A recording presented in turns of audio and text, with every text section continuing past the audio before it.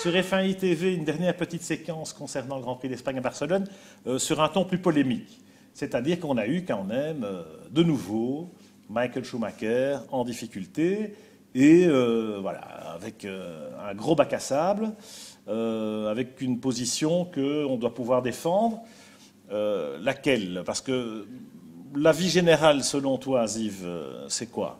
Bah, moi, je suis sûr de mon fait. Moi, je crois que Michael Schumacher a vraiment s'est pris les pieds dans le tapis.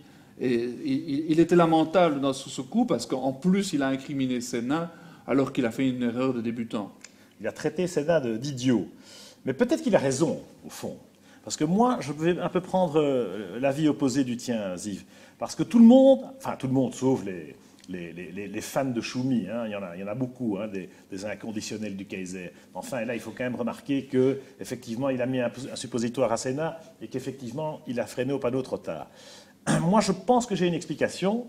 Bruno, effectivement, Michael se plaint que Bruno ait bougé vers la droite pour protéger la trajectoire intérieure dans laquelle Michael aurait pu plonger, et puis qu'il s'est remis à gauche.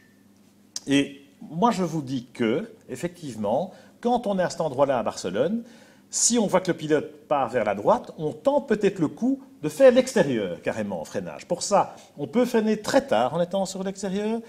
Michael s'est peut-être fait un peu embarquer parce qu'il avait le DRS, le Kers, enfin la totale, et qu'il a peut-être quand même été un peu optimiste sur son repère de freinage, mais Bruno a peut-être aussi freiné un peu tôt, hein, freiné de façon un peu défensive, un peu conservatrice, et que, voilà, Michael s'est fait piéger, peut-être, mais pas comme un débutant, ou en tout cas, je trouve qu'on est un peu critique, voilà, c'est un peu lourd de tout lui mettre sur le dos, alors que, pour moi, Bruno n'est pas blanc-bleu sur ce coup-là. Peut-être, mais chaque pilote sait que quand il se retrouve au freinage à moins de 2 mètres de l'aileron de son prédécesseur, il se retrouve dans une zone d'aspi et il est carrément aspiré vers l'autre voiture. Et Michael a suffisamment d'expérience pour le savoir et, à mon avis, cet accrochage est tout à fait de sa faute. Bon, Bruno parlait d'un racing incident, hein, d'un incident de course, c'est-à-dire qu'il ne chargeait même pas Michael. Bruno, quand je te dis qu'il n'est pas blanc-bleu, c'est que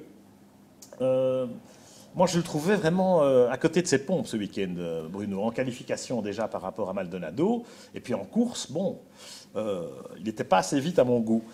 Je pense qu'il peut mieux faire. Du coup, je ne dis pas que j'ai une tendresse particulière pour Michael, mais je peux comprendre que Michael était frustré et que sur ce coup-là, il pensait... disons qu'il y a eu un malentendu entre eux, il y a eu un sort de misunderstanding, comme on dit en anglais.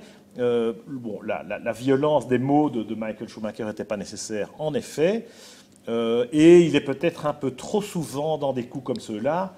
Souvenons-nous l'an dernier, hein, il était souvent dans des accrochages, des collisions, et là, je crois que c'est la frustration de Schumacher par rapport à la situation dans laquelle il est, et dans laquelle je pense qu'il va rester parce qu'elle est inextricable. Vous connaissez mon point de vue à ce sujet. Oui. Depuis son retour, c'est vrai, il s'est retrouvé très souvent dans cette situation-là.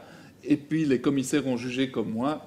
Ils l'ont incriminé, ils lui ont donné 5 places de pénalité pour le prochain Grand Prix. Et je suis d'accord avec eux. Qu'en pensez-vous? Qu'en pensez-vous? Voilà, eh bien on peut en discuter sur Facebook, hein, la page Facebook d'F1i.com, n'hésitez pas. Prochaine séquence F1i TV la semaine prochaine pour parler du Grand Prix de Monaco.